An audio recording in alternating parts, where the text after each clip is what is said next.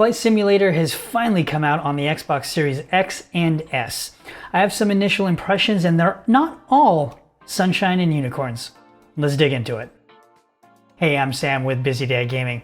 I help busy dads figure out what games to play on Xbox and PC so they can relax and go back to their families recharged. So some of my initial impressions, I got the game preloaded yesterday and then went to load it up today and found out that there was a 30 gig day one patch.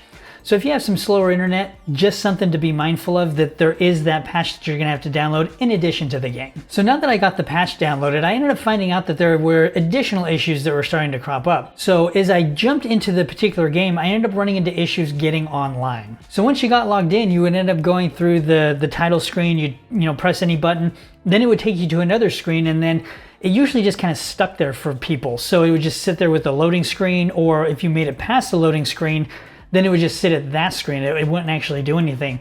For me personally, it ended up going past that, but then saying I was in offline mode and then never went any further. So support has been looking into these issues and trying to get them resolved as quickly as possible.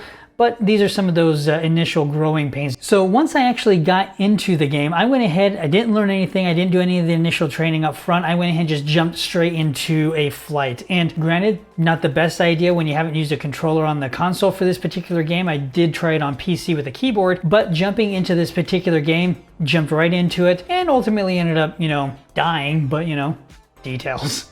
Overall, this game is extremely impressive, especially on a Series X. Series S is, you have a little bit of downgrading there, but from a Series X perspective, this game looked amazing. Now, yesterday, I actually went ahead and played it on my RTX 3080, and now playing it on a Series X and being able to kind of compare and contrast the two, it's truly impressive what they've been able to do on this Series X and what the Azure backend systems are able to produce for you. So having gone through and died on my initial run, I went ahead and dove into the training arena, and this is where I actually ran into way more problems than I expected. So to get my bearings, I jumped into the first training, and the first thing to note here is that I probably should have had some patience training prior to doing this training because it was properly frustrating for me. So diving into that initial training, I ended up having an issue where it wasn't registering what was being done, or it was going really long periods of time without telling you what needed to be done. So the first training wasn't as bad. You're going over very,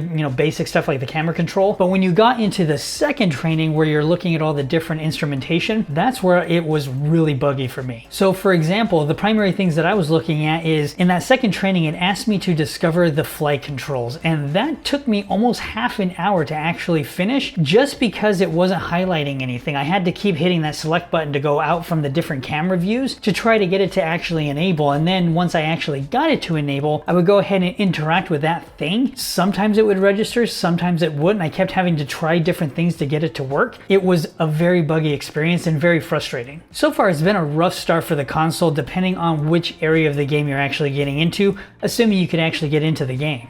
But once you actually got into the game, and barring the training because that was a challenging issue, but actually playing the game and doing a flight and things of that nature, it was very relaxing. The music is really great, and it's one of those games where you're not sitting there for a particular objective per se, you're just enjoying the game to enjoy it. Now, granted, there is an inherent objective of trying to land and not kill yourself, but overall, it's a very relaxing game. Now coming at this from a dad's perspective, if this game wasn't on Game Pass, I'm not sure I would have actually spent the money to buy it. But because it is on Game Pass, it gives the opportunity for more people to experience this game. Now, one of the things with this game is it has had its challenges up front, but once you get in the air, and I'm sure a lot of this stuff will end up being ironed out over the next, few hours or even days, but once you actually get up in the air and you get a chance to just relax and play, it's a very relaxing game. And it's one of those where, let's say for example, you're in flight, you have to pause and you have to go do something for whatever reason. You can come back to the game later and pick up right where you left off. I don't know if the game uses quick resume or not.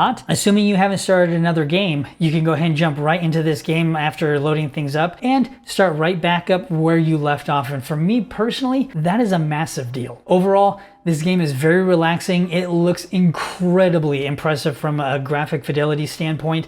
And I even got a chance to fly over my house, which, let's be honest, it's kind of cool. Now make sure to check out the next video that's recommended for you, and I'll see you in the next video.